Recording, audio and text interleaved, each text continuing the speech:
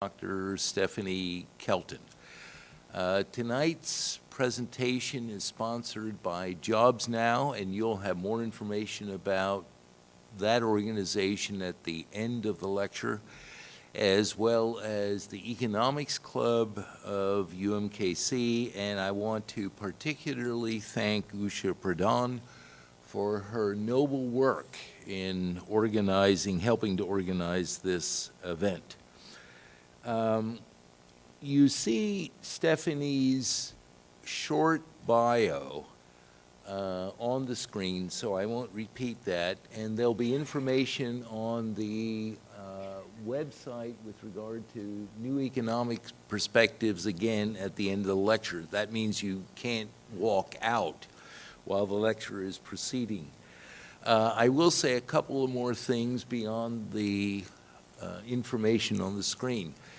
She received her baccalaureate degree at California State University, Sacramento, where she received excellent education, excellent teaching, very notable faculty members there.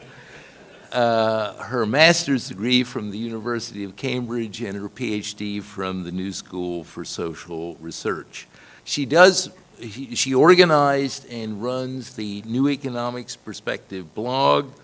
She's an excellent speaker and has spoken at any number of major audiences throughout the United States and Europe, including audiences sponsored by various Federal Reserve banks. The point is that she knows what she's talking about, and that puts her in a distinct minority. And tonight she'll be speaking on the Angry Birds approach to understanding deficits in the modern economy. I give you Dr. Stephanie Kelton. Thank you. Thank you, good evening. How's the sound? Are we good? Okay, great. So I'm going to try to walk around, and hopefully this thing does not take on a life of its own again. So thank you very much Wednesday evening for coming out to listen to an economist, of all things, talk about deficits and debt, of all things. And so the way I feel about this is that I'm going to try to do in an hour what really would take several hours to probably make much of a dent in the kind of deeply entrenched thinking that most of us probably have about money and deficits and debt and government's role in the economy and so forth. We are so bombarded on a daily basis with reinforcing messages that end up producing a narrative that becomes the conventional wisdom. And I think most of us reach the point that we no longer question these things. We simply accept them and we assume that they're correct because so many people repeat them. And then a person like me gets up here and starts poking holes in these arguments and ideas and so forth. And it's a lot to try to undo the damage that's been done to us over probably most of our lives on some of these sorts of topics. So let me just say this was one of the more fun talks I have ever put together, this whole Angry Birds thing. I've never done this before, so just putting this slideshow together was a great deal of fun. I'm going to try to work through the arguments pretty quickly in an hour and then leave a little bit of time for Q&A at the end, okay? But I want to start off by addressing this big question. Why are we so angry about deficits and debt? Okay, so I have a short video, and I don't know if it will work better with the lights dimmed, but I'll leave that to our technical expert here. Here we go.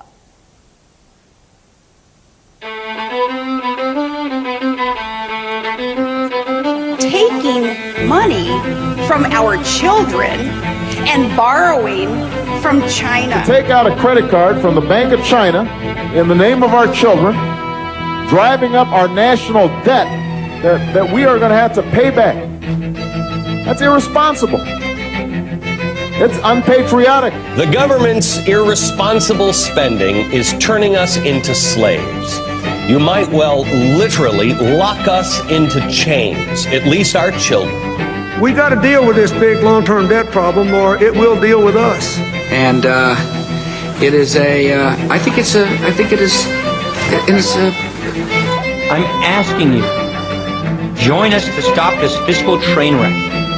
Join us to protect our children from an inferior standard of living, from a crushing burden of debt and taxes. Okay, I don't believe in any of the tax cuts. I didn't want tax cuts for the rich. I didn't even want it for the middle class. Okay, because you know why? Because it puts a $400 billion hole in the budget and we just can't afford it. And as we discuss deficit reduction, which is clearly a major issue. For decades, we have piled deficit upon deficit, mortgaging our future and our children's future. And the deficit thing is real, and the debt thing is real. We are really in trouble on it at some point. Is there need for comprehensive deficit reduction? The answer is not only yes, but hell yes. this debt that hangs over our head, a government that spends more money than it takes in. That's not sustainable. You know, you cannot cut taxes or increase spending unless you can pay for it. The math of federal spending does not add up. And we are spending money we do not have. We have a debt burden that's crushing us. To me, this is more of a moral issue. It is. You can't steal from your kids and grandkids. Deficit. We think the deficit and the national debt are at a moral level. National debt is America's biggest problem. Okay, so we hear all the time that Washington can't agree on anything. Baloney, right?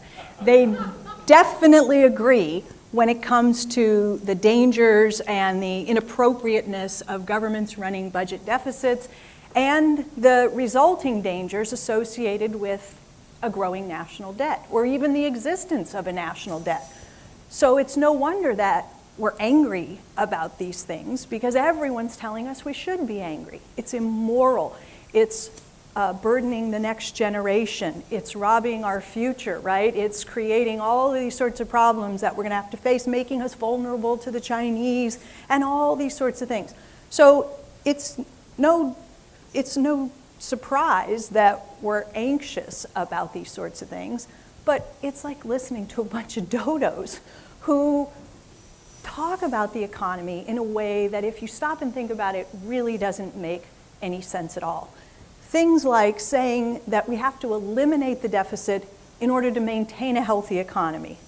They say things like, we hate the national debt, we want to get rid of it, but we love US Treasuries, and we love the fact that we have the safest, most liquid pool of investment opportunities for people who want to hold assets in their portfolios, safe, liquid assets called US Treasuries. You can't want to eliminate the debt and also be proud that there are safe liquid treasuries because the national debt is that pool of treasuries, okay? They say things like, we have to stop spending to grow the economy. Okay, as my colleague Bill Black says, this is an oxymoron invented by regular morons. These are the kinds of things that can't make sense. They can't. They must be wrong. But we don't stop and think about why they must be wrong. We've become accustomed to hearing it, we've accepted it, we no longer question it, okay? And it seems to make sense. I think that's why it's so easy to accept these arguments, because they resonate with us, they make sense. When someone tells you that you should stop spending money you don't have, pay down your debt and balance your budget and save for the future, seems to make sense, right? Because the finances that we're all most familiar with are our own. And so we know that it makes good sense to us as individuals to save for the future, not spend money you don't have. We've seen people who take on too much debt. We know people probably who have filed bankruptcy. We've seen businesses go under. We've seen municipal governments and even some states get into trouble with spending. We know it's important to save for the future. So all that stuff makes sense to us on a personal level. So when somebody says, what's good for the goose, or the geese in this case, is good for the gander, we say, well, sure it would be, right? Because it makes sense. Go to a standard run-of-the-mill personal finance website. They're a dime a dozen. Go to one of these sites like this moneymatters101.com, and you get the same sort of advice over and over. What do they tell you to do? Stop spending money you don't have, balance your budget, control the urge to spend, and pay off your debt. Perfectly sensible advice to give to individuals. The problem is that it's catastrophic advice if everyone in the economy tries to follow it at the same time. How can something that's good for the individual, spending less, saving more, paying down debt, be bad for the economy as a whole? It doesn't add up. It doesn't make sense until you stop and think about it. This guy right here is Paul McCulley. Okay? He is the CEO of PIMCO. Oh, sorry, he's the chief economist at PIMCO. This was Paul McCulley after he left PIMCO, grew out the hair, grew the beard, went to the beach, said, I'm out of here, I'm going to go surfing for a while. And then PIMCO's the world's largest bond fund. Then PIMCO started to go, shoo. So they called Paul, will you come back? He said yes. And so he's back at PIMCO and he's the chief economist there. He goes on Bloomberg and he's talking about this. And he says, saving is good individually, but collectively it kills income. It's good for the individual, but if everybody in the aggregate tries to do it, it hurts the economy. You say, why would that be? Two reasons, okay? One is well known to students of the economy and academics as the paradox of thrift. This is one of Keynes's key contributions. The idea, it's a paradox, it's a puzzle. It has to do with thrift, which refers to being thrifty, saving. So the paradox of thrift is all about how it is possible that if everyone in the economy tries to spend less and save more, the economy ends up spiraling down. You end up not accomplishing the goal in the aggregate. Why? Because when you spend less and save more, you're not buying goods and services that have been newly produced that become part of GDP, which is national income. So income goes down, and when income goes down, people have less income, they do what? They spend less and they save less. And so the process continues in what Keynes called a multiplier fashion, and the whole thing spirals downward. The paradox of deleveraging is similar. It says if everybody tries to spend less and pay down debt, it means we're robbing businesses of customers. They don't have sales because we're trying to pay off our credit cards and our mortgages and service our student loans and so on and so forth. So we're paying down debt instead of buying newly produced goods and services, and it ends up hurting the economy. So McCulley understands capitalism runs on sales. I don't know any simpler way than those 4 words to explain how a modern capitalist economy works. It runs on sales, okay? And what that means is spending creates income. Think about that. One person's spending is another person's income. You leave here tonight, where are you going to go? Maybe you'll go out, have a beverage, have dessert, have a meal. What are you going to do? You're going to pay for it somehow, okay? So you pull cash out of your wallet, you take out a credit card, whatever you're doing, you're spending. And you're spending on some newly produced service in the economy, the meal that you consume, the beverage, right? Spending creates income. One person's spending is another person's income. And income creates sales. My kids are 9 and 7. Okay, they get an allowance.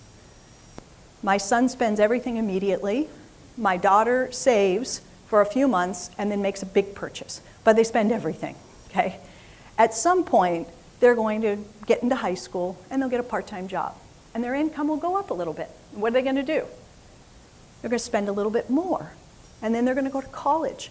And God willing, they're going to get a job after that. And then their income's going to be higher. And what are they going to do? They're going to spend more, right? They'll start a family. They'll buy their first home. They'll get a car. They'll do all these things. As they progress through life, their income should increase. And what will happen along with that? They will spend more. Income leads to sales, and at the end of the day, it's sales that create jobs. I know there's lots of discussion about how to create jobs. How do you get jobs in the economy? We're all eager to see robust economic growth, and that means including job creation. How do you get jobs? People say, well, you have to incentivize the job creators. How do you do that? Well, you have to take away the onerous regulations that preclude them from hiring and investing.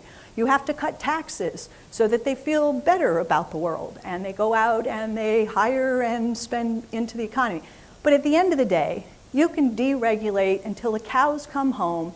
You can cut taxes until the cows come home. And if the business or shopkeeper opens the door and nobody comes in the showroom, what's going to happen? They're not going to hire and invest. Sales create jobs. Businesses hire and invest when they're swamped with customers. You gotta have sales. Otherwise, there's no incentive for anybody to hire a worker or invest in new machines and equipment and so forth, because why would I do that? I don't have demand at the end of the day for the stuff that I want to sell. So this is the driver. It's customers, it's sales that drive job creation, and it's income that results from spending that kicks the whole thing off.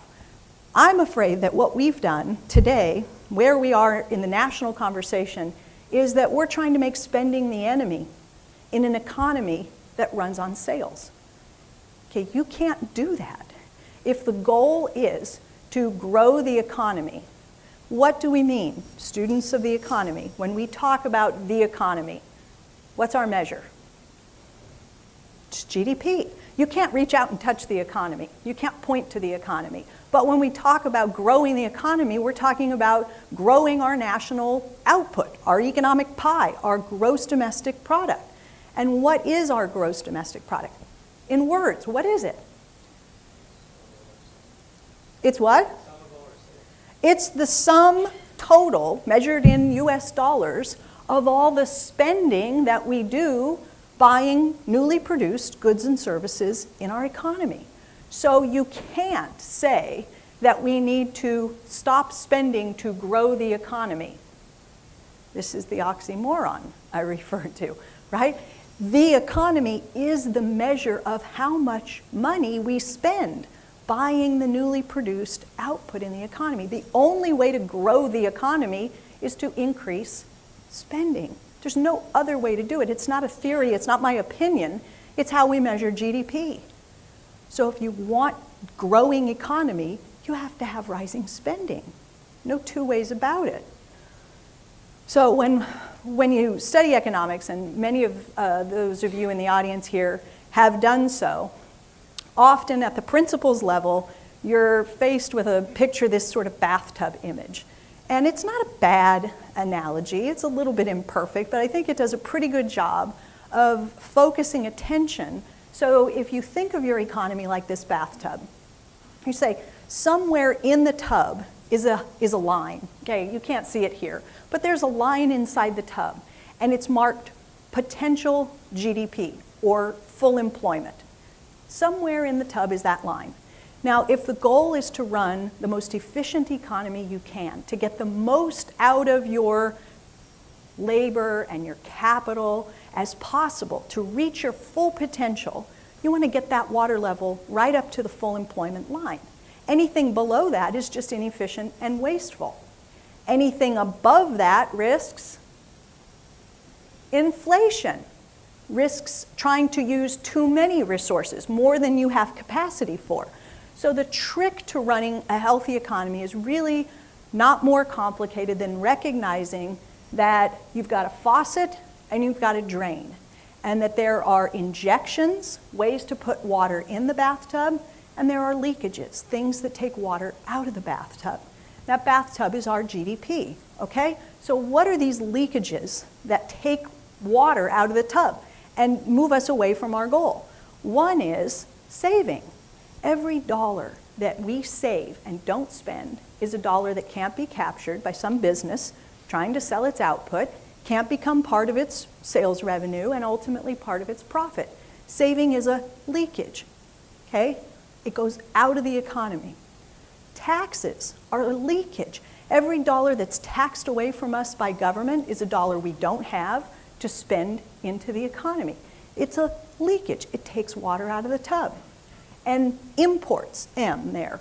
Every dollar we spend buying goods and services that are produced somewhere else in the world is a dollar that can't be captured by some domestic producer trying to sell their output, and so it leaks out of the bathtub. Okay, this would be a problem. If all we had were leakages, we'd have a huge problem on our hands, but we don't. We have ways to put water into the bathtub. How do we do that? One way is businesses invest in the economy. When we say businesses invest, we don't mean share buybacks and that sort of stuff. We mean plant and equipment, software, research and development, businesses investing and adding to our GDP. So that puts water in the tub. Government spends, okay, places orders with Lockheed Martin and Boeing and so on and so forth, Social Security, all of that. So government is spending into the economy, and as government buys newly produced goods and services, so don't count Social Security there, it is putting water into the bathtub. The rest of the world buys some stuff from us, and we export, that's X. So every time someone in some other part of the world buys our stuff, it puts water in our bathtub. So what you have are these two flows, right? You got water coming in and you got water going out. And the question is, which is bigger? Are the leakages bigger than the injections? Because if they are, the water level in the tub is going to go down. Think about it. If you pull the drain on your bathtub and you set the water to a trickle, what's going to happen? It's going to go right down the drain. Okay? If you put the water in faster than you're taking it out, the water level is going to go up. So the question is, how do we figure out a way to calibrate these flows so the water level hits the full employment mark, not below because we get unemployment, and not above because we risk running inflation? That's the trick. So right now we have an economy that some days of the week we get economic data out and economists get very excited because the data looks good, looks strong.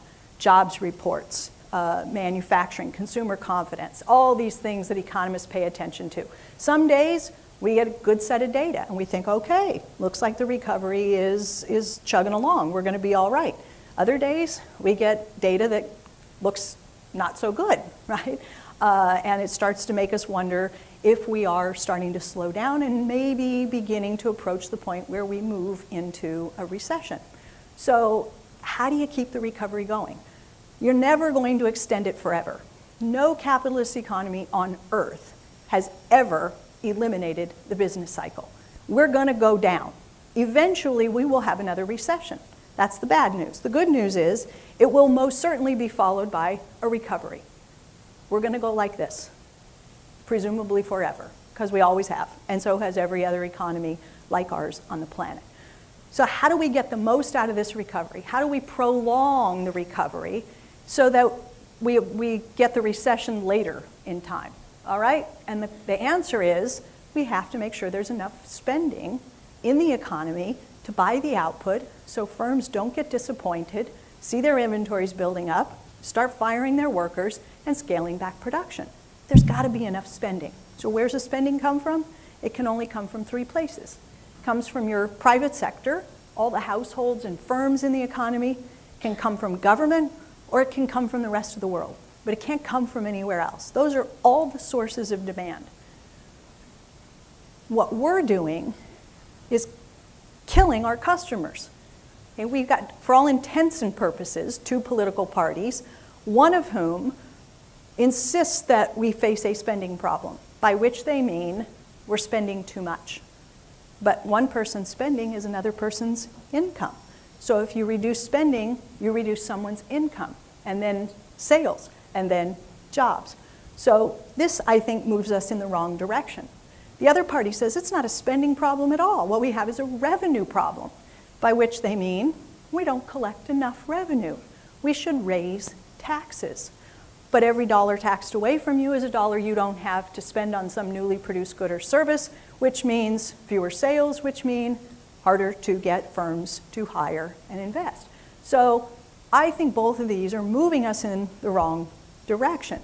And why? Because we have all these ideas in our head that are outmoded, outdated, inapplicable, but darn it, their convictions behind them are strong.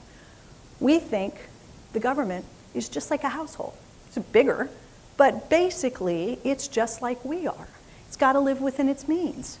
It can spend more than it takes in for a time, But ultimately, this can't go on forever, right? Eventually, you've got to start living within your means. The only way you can run deficits is if you can find someone who has dollars, who's willing to lend you those dollars on terms that you can afford. So at an interest rate that's reasonable. There's only so much money out there, right? I mean, it's not like it's infinite. So the more people who are competing to borrow dollars, households want to borrow, businesses want to borrow, governments want to borrow, the more intense the competition for that limited pool of dollars, like a pile in the corner of the economy, the higher the price. We bid up the price. This is how we think. There's a fine line between a solvent government and an insolvent one. You could go broke, take on too much debt. Once your debt gets too high, the rating agencies begin to worry. Your creditors worry. Nobody wants to lend to you any longer. Now it's going to cost you more because, it's riskier to lend to you. Your borrowing costs might spike and you could end up like Greece. And we've all seen the images on TV of Greece burning and protesters in the streets and the ugly mess that has taken place there. This is zombie economics. These are zombie ideas. No matter how much we try, they're just nearly impossible to kill. Right? They just keep coming back. So you get an image like this, a picture that makes people angry. Okay, I was driving down the road, and this was the bumper sticker on the car in front of me on I-70. Somebody put it there for a reason, right? To say, look at this. Drive behind me and stare at this and think about this. Look what we're doing to our country, to our children, to our nation. What have we done? We're shameful, awful, profligate people. Shame on us, right? Makes you mad. But the picture itself has no economic meaning whatsoever. No economic meaning. And yet, a lot of people think it does. And the conversations that take place, Thanksgiving's coming, around the dinner table, there will be political discussions. They're hard to avoid. And people will start talking about this stuff, right? And then the anger starts to spread. And it's really important that we check ourselves and check our thinking so that we're directing our anger. When it's appropriate to be angry, we should be angry. But we should be angry about the right things and not imaginary threats and so forth, like I think we're angry now. So this is really my effort at anger management with you tonight, okay? I want to make sure we don't get angry about the wrong things. So let me invite you to consider a calming fact. This is a statement from the St. Louis Federal Reserve Bank, all right? You figure they should know something about money because they're the Federal Reserve after all. So this is a research paper put out by the St. Louis Fed. And it opens with this sentence. As the sole manufacturer of dollars, whose debt is denominated in dollars, the US government can never become insolvent. Can never become insolvent. That is, unable to pay its bills. In this sense, the government is not dependent on credit markets to remain operational. There will always be a market for government debt because, hey, the government has the only means of creating a safe place to park your dollars, US Treasuries. And people will always choose to put their dollars in a safe place that pays them interest if it's available, right? There will always be a demand for dollars. Hone in on the opening part of that sentence, as the sole manufacturer of dollars. When there is one manufacturer of something, what do we call them? A monopolist. We call them a monopolist. The US government is the monopoly issuer of the dollar. It has granted itself the sole legal authority to create the currency. If you and I get caught doing it in our basements, bad news for us because it's called counterfeiting and it's illegal. We are not allowed to create the dollar. The US government has the exclusive right to create the US dollar. Now, if that is true, and it is true, then how can the US government ever go broke? Ever have a problem affording some program? ever be turned into Greece, where it's forced to go out and borrow and beg for the currency.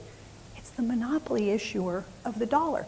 When you play the game Monopoly, and probably nearly everyone in this room has played the game Monopoly, and you open up, I'm getting a little feedback, you open up the rules, and you say, okay, we're going to play Monopoly. Let's all sit down. What's the first thing you do?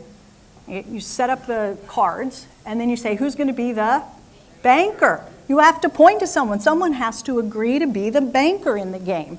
And then you read on, okay? Distribute, no. Collect taxes. No, that's not the first step.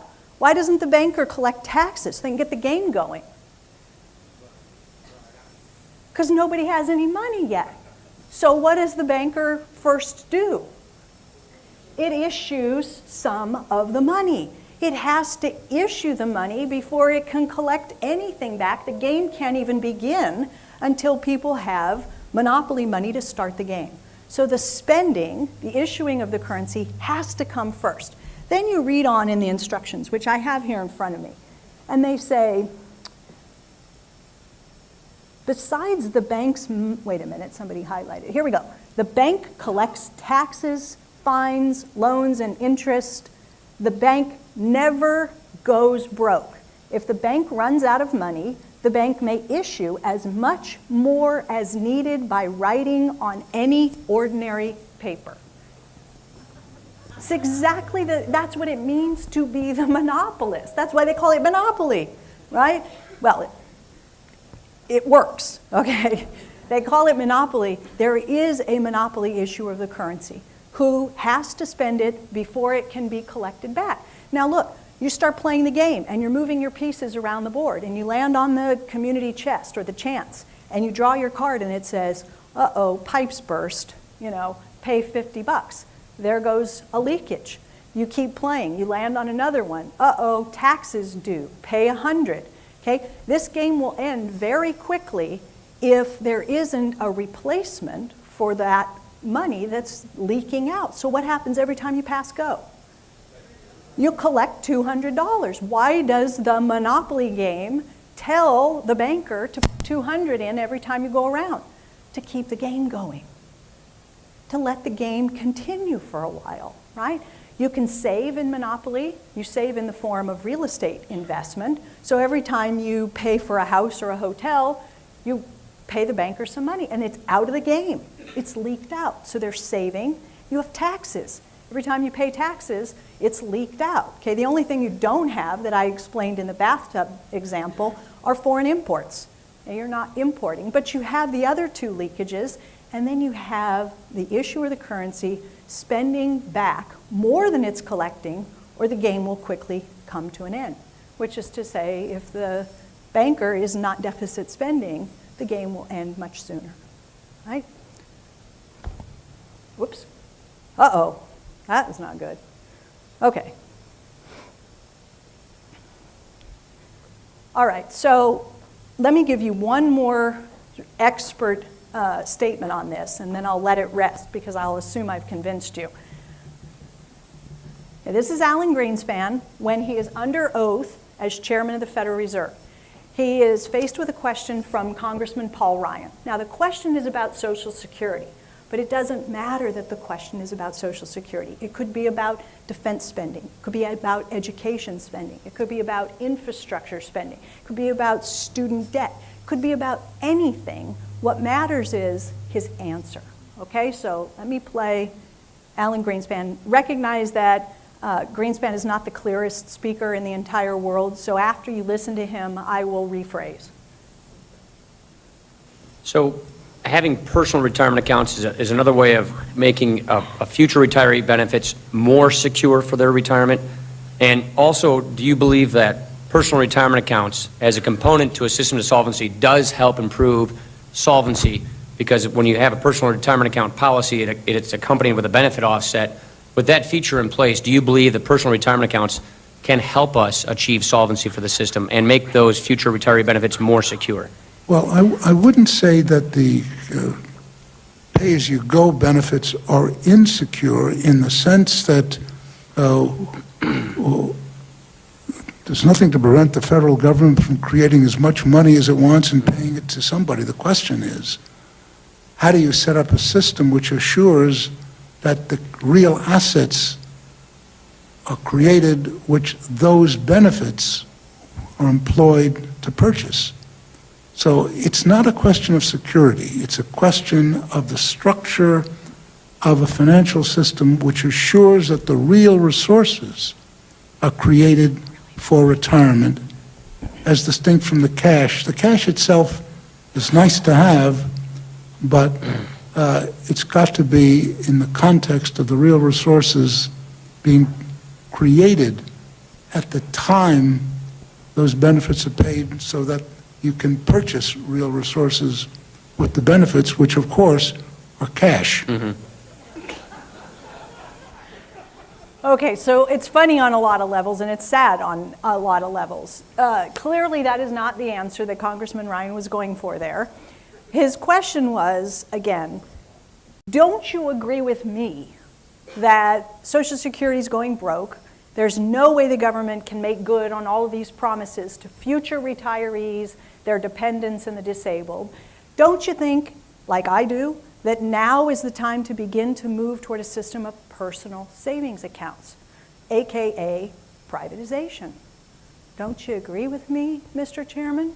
And Alan Greenspan says, no, I wouldn't say there's anything unsustainable about the way the system is set up today, because there's, and I quote, nothing to prevent the federal government from creating as much money as it wants and paying it to someone. That is a direct quote.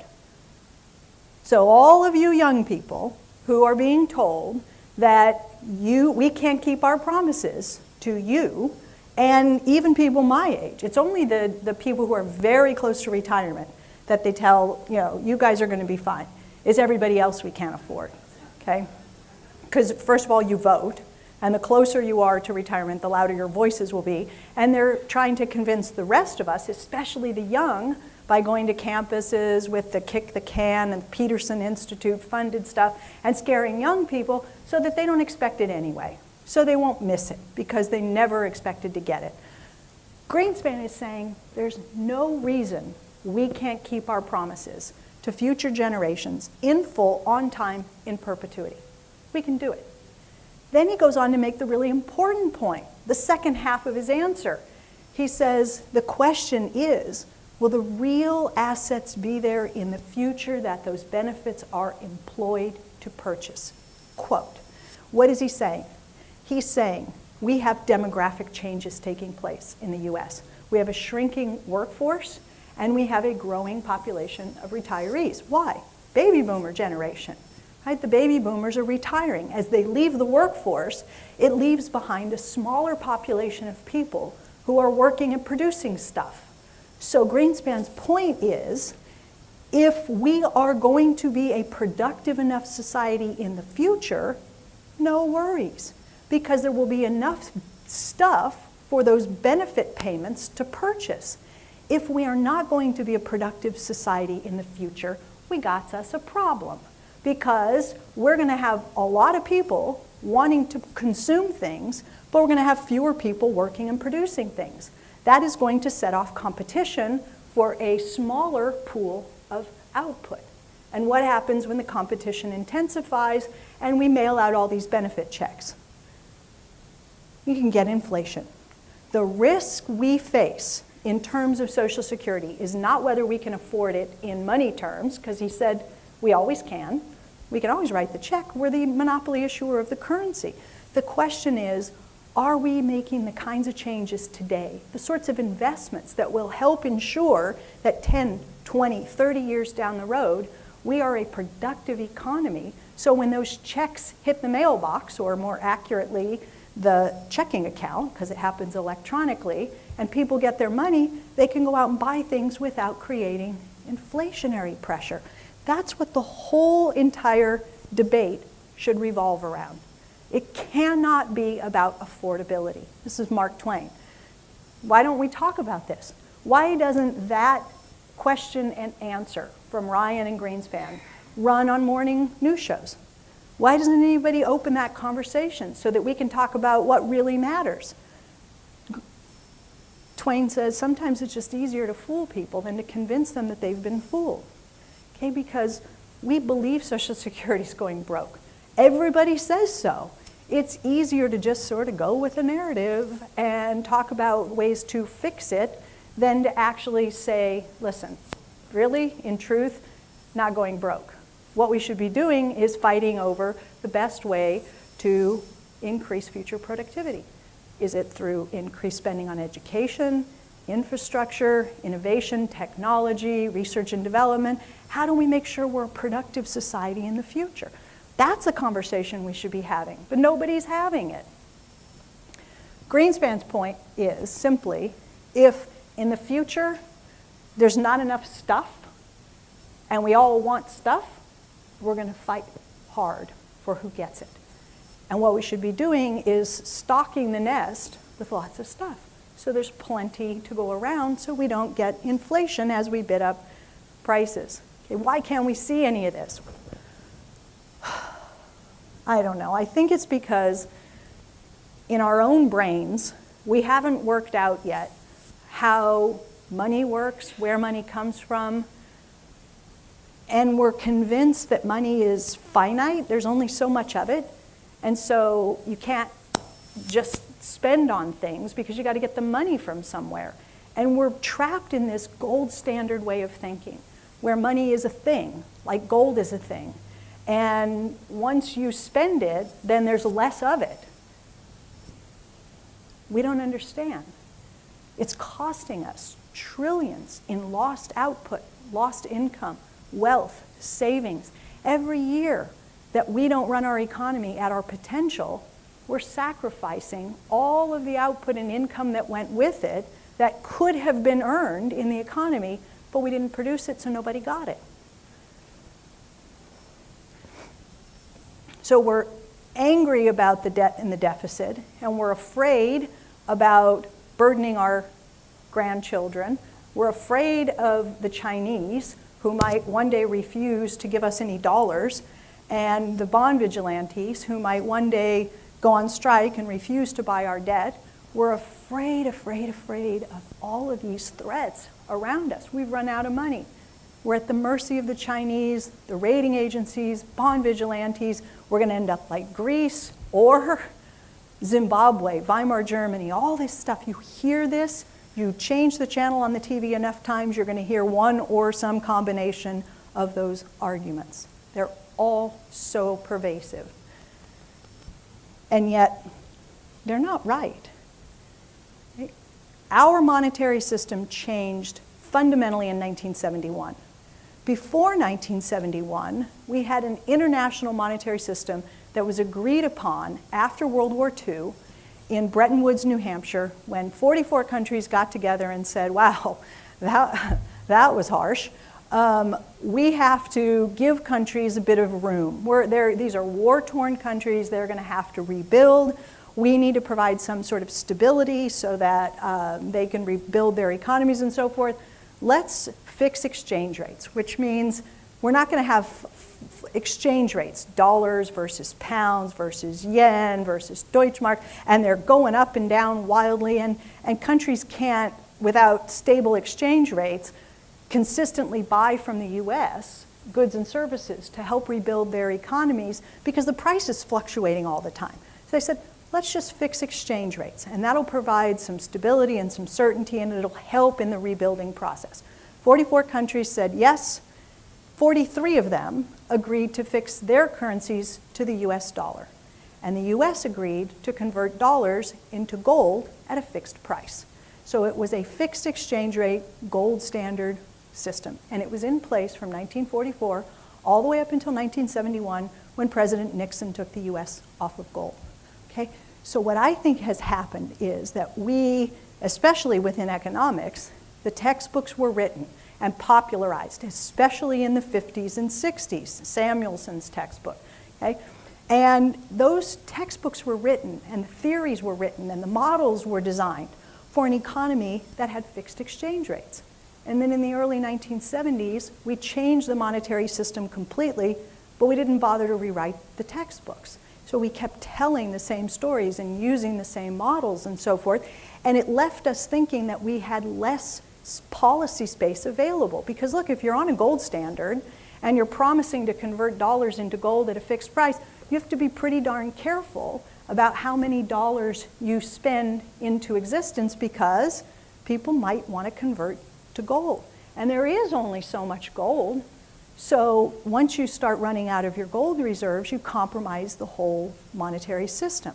So we chucked that thing, only we didn't get it out of our heads, and we act as if we are still hamstrung by those same constraints that exist under a gold standard. And the truth is, in the modern era where we are today, we need the federal government to run deficits almost all the time.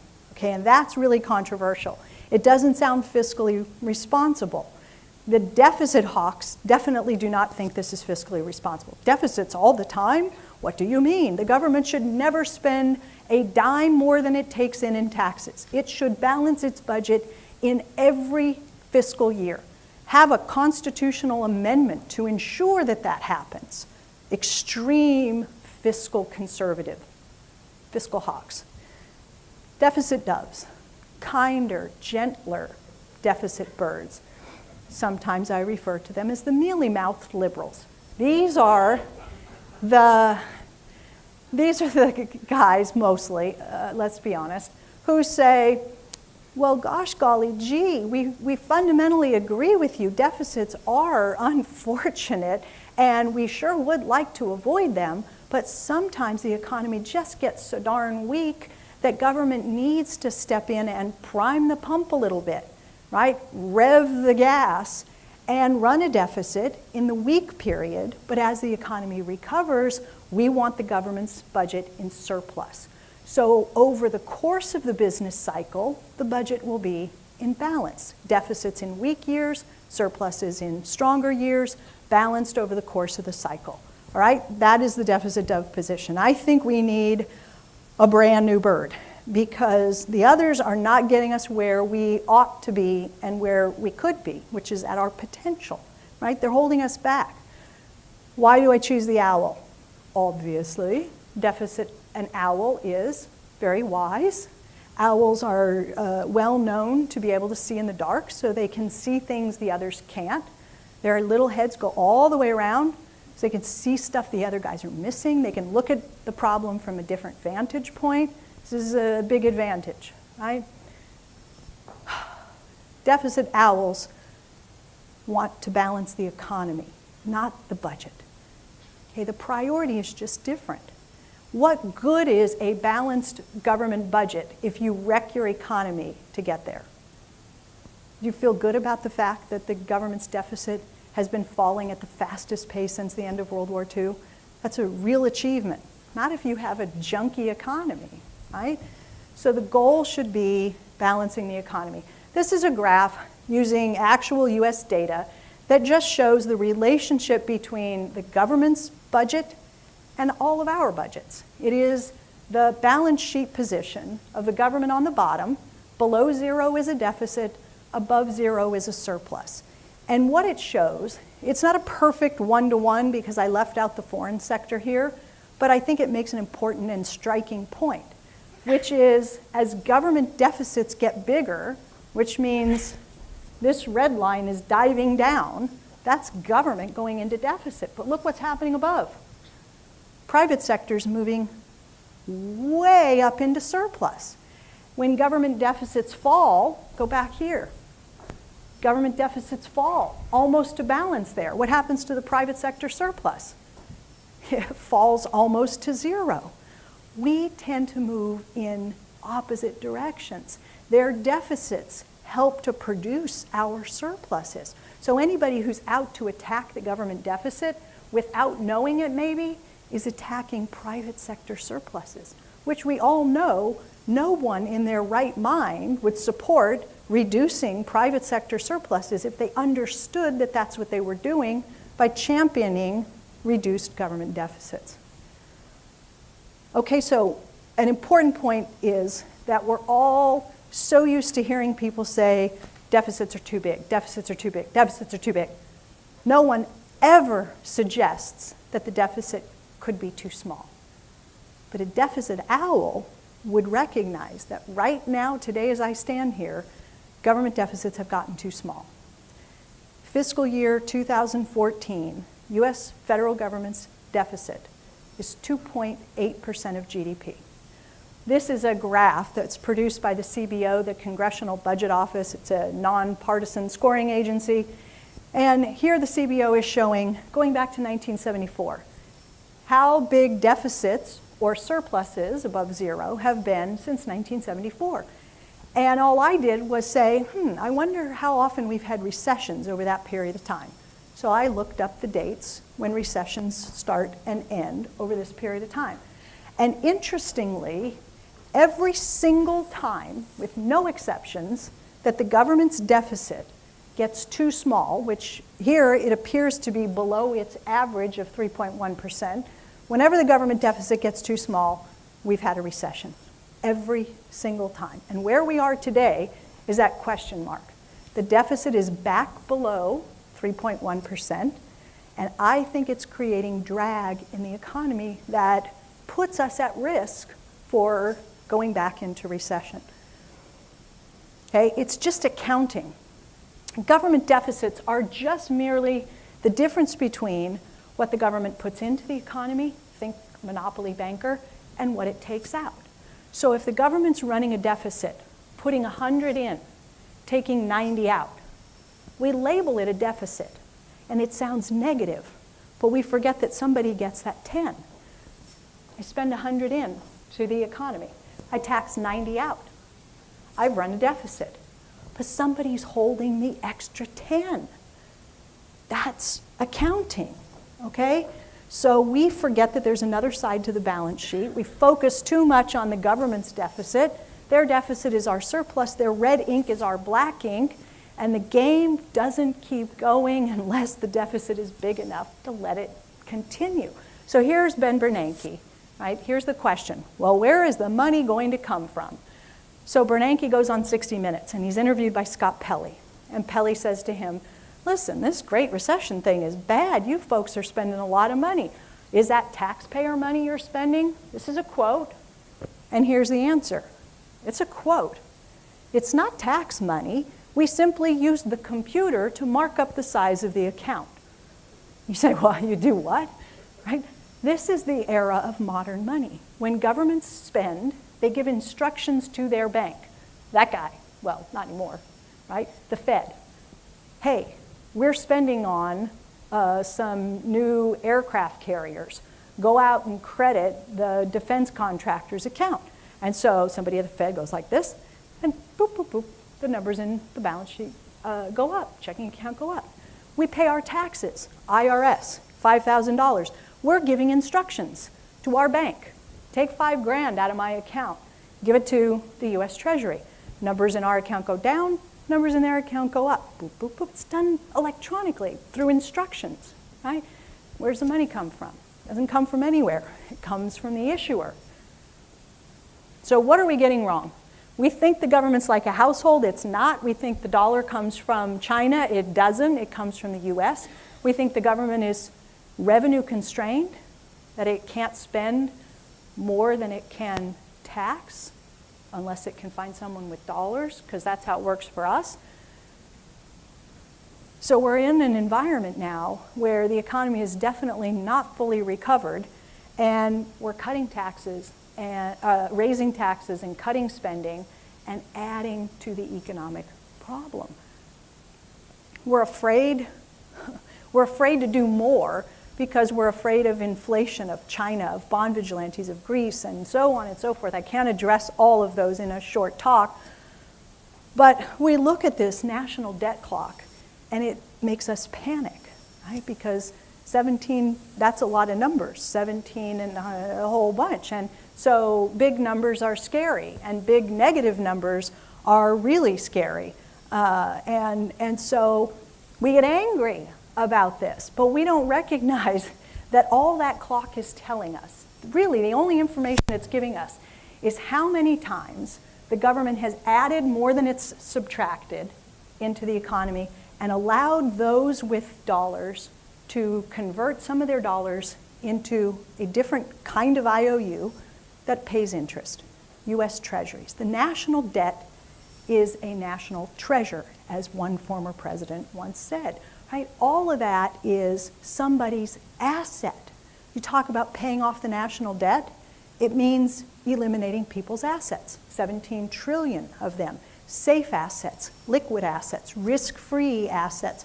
Anybody who manages money for a living knows that you want some of this stuff in your portfolio because it helps you diversify risk. You eliminate the national debt, you take away one of the most important tools for diversification. So we've got government now across the board spending cuts, tax increases, leaving people with less money to spend in an economy that runs on sales, adding too much drag to the economy before we get to full employment. So we got 24 million or so Americans who want full-time work and can't find it. There are only about 4 million jobs available. So we have all kinds of slack in the labor market. We have lots of useful things for people to do. We waste a lot of time playing Angry Birds, which somebody has calculated translates into $1.5 trillion in lost wages and so on and so forth, right? It's a silly little exercise, but there are more substantial and meaningful exercises like this one that says the blue line is where we could be. It's our potential GDP as a nation. If we were running our economy at our full potential, we'd be up there on that blue line, but we're not. We're way below our potential, which is that red line. And the difference between where we are and where we could be is all the lost output and all the lost income that adds up over time to trillions and trillions of dollars. So there's a way to measure those sorts of losses. We could be doing useful things, right? We've got infrastructure that's dilapidated, falling down. The civil engineers tell us we should spend $3.6 trillion to repair ports, bridges, water treatment facilities, schools, hospitals, national parks. The whole of our national infrastructure is given a grade of a D+ by the American Society of Civil Engineers. And we're told we ought to spend $3.6 trillion to get it up to snuff. We could do that. We got tons of people who are out of work who have mechanical skills, right? Manufacturing, construction, and so forth. We could do that. We could enhance retirement schemes instead of attacking them, undermining them, and trying to weaken them to cut benefits and so forth. We could make it safer, more secure, more generous. We could do that. We could deal with climate change. But the question now is always, how are you going to pay for it? And we've answered that question. We could help students deal with student debt. Many people believe there's a crisis with student debt in this country. Now, student debt has surpassed credit card debt. There's over $1 trillion of student loan debt out there. There are lots of politicians who, well, not lots, there are some politicians who are working to promote legislation to help alleviate student debt burdens. There's even a movement to strike the debt. There are ways that we can help young people who are struggling with student debt, who, as a result of all that student debt, are postponing household formation.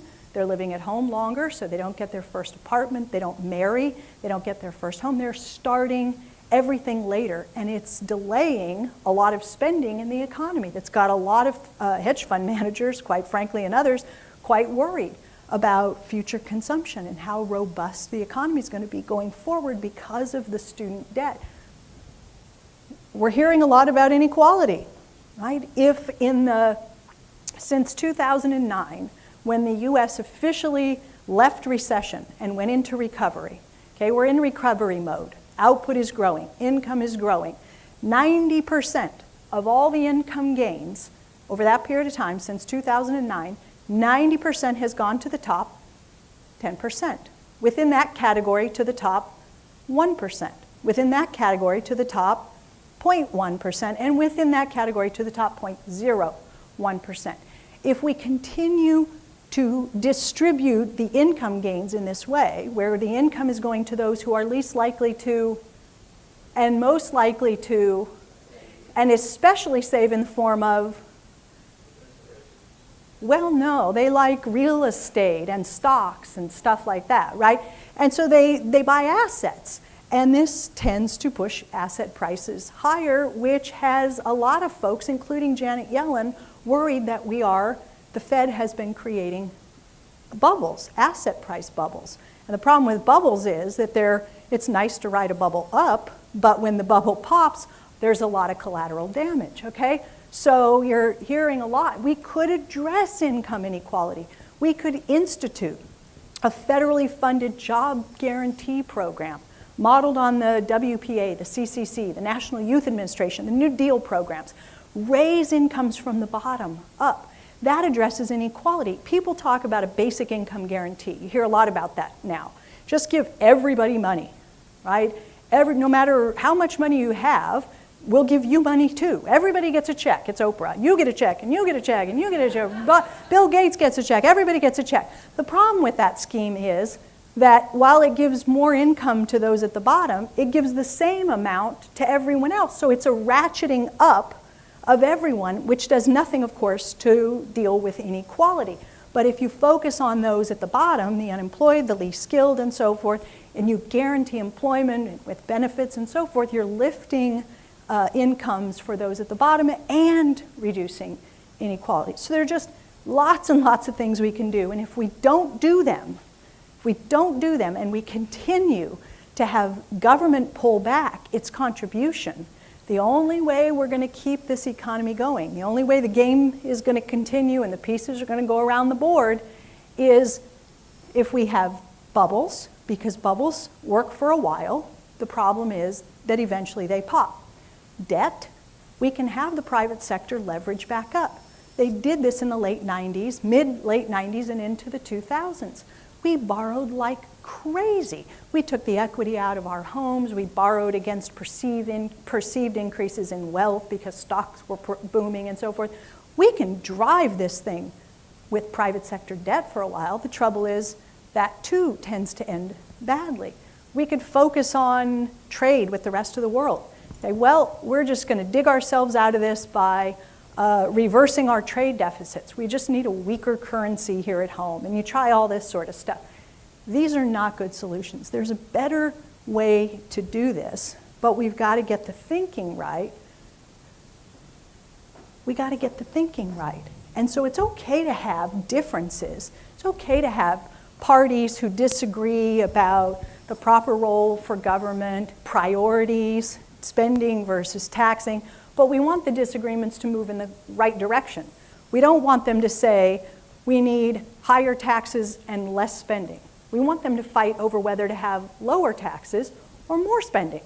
That would be at least a debate that was moving in the right direction. So it's not that we all have to think exactly the same way, but if we get the thinking right, somewhere in the middle, we might end up okay. So I know that was probably a little longer than y'all thought you were going to dig in for tonight, but thank you for turning out. And I think if there's interest, we could do a short Q&A. And then there's some information here that you could follow up with our sponsors, the Jobs Now Coalition, the Economics Club. There's a little bit of information about the website I run and so forth. So thank you very much.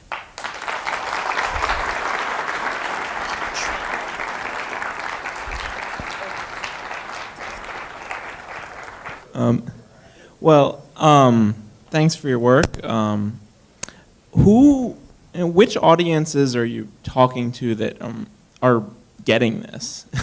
Are there any particular political leaders or key business leaders that this is starting to soak in with? You know, what's ironic is that the group that has been the most interested consistently and receptive to this, believe it or not, is the financial community. And if you think about it, it's not so surprising. I mean, this is a group of people who do best when the economy does well and the market is doing well. Okay, so I don't think it's that much of a surprise. It's also the community that placed a lot of bets that went very bad. So they looked at what the Fed was doing and said it's going to be inflationary. And they positioned themselves in terms of their financial bets for heightened inflation in the future, and it didn't happen. They saw the government deficits explode, and they said, oh, rising deficits mean higher interest rates. I'm going to make a bet on that, and it didn't happen. And just go on. They looked at what happened in Greece, and they said the U.S. is at risk of default, right? I'm going to bet on that. And it didn't happen. And so they discovered this school of thought and said, okay, these guys have consistently made contrarian calls and been right on these big things. Get them in here. And so, well, I'm not going to say it because I think the cameras are rolling. I won't tell you who it was, but it's one of the biggest investment banks in the world. After I gave a very small private talk at the 21 Club in New York for a group of high-level finance types, I get the text message at 12:31 a.m. So-and-so wants to send a car for you at 8 in the morning. We want you here. So it's reached that level. Now with politicians, it's interesting because I've also gone to Washington and sat in the offices of some U.S. members of Congress, both Senate and the House, and you sit and you go through some of this and you try to do it at a level that they can follow. And so you go through this and it takes a long time and they look like they're in a fog, but then when the light bulb moment happens, the aha moment, you can spot it. You know exactly when it happens. And they typically, here's what happens. They clasp their hands and they say, I can't say that. I can't say that. So you can see it, right? They get the argument, they understand, and they can't say that, right? My answer is always the same. Well, you don't have to say it. I'm not saying you got to go out there and do what I'm doing, but it'd be nice if you voted as if you understood, right? That you don't need to raise taxes or cut spending in order to balance budgets, and this is the wrong goal. We ought to focus on macro outcomes, objectives, right? But the politics, you saw that opening. Where's John Kraychek? He's a PhD student in our program. That video that I opened with, he put that together in my macro theory class last fall, and it's terrific. It is so terrific. You don't run for office by not pandering to those fears, and so it's a real problem. But I do audiences, community groups. Everyone I do this for has been so positive. I mentioned in Overland Park today, there were 200 people there, and there was an outpouring at the end of it. People, and this is a conservative group, mind you, that is accustomed to thinking in terms of, my clients have savings, and that's good because I want to invest their money. So I like the idea very much that people don't spend everything, that they save and pay down debt, because that's my bread and butter.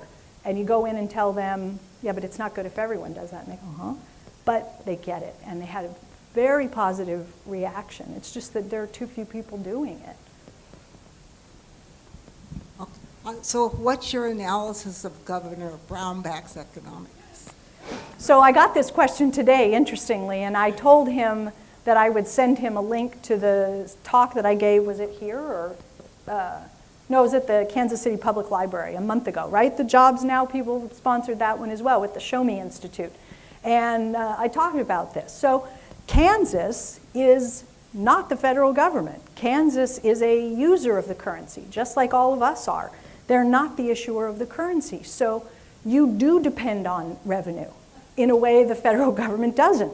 And when you go out and you slash taxes and revenue dries up and you're constitutionally bound to balance your budget, then what do you have to do? Well, your revenue has dried up, so now you have no choice but to cut spending to balance the budget. And so it's economic madness for a state to do what Kansas did, which was all supposed to be supply-side, trickle-down stuff. You cut taxes and then everybody comes rushing to your state to take advantage because, as we all know, what's holding all businesses back is burdensome taxes. And if you just get rid of those, then the jobs will come pouring down. And of course, that didn't happen. So I'm not sure it was a calculated error. It might just have been exactly what he hoped would happen, but it's definitely bad for the Kansas economy.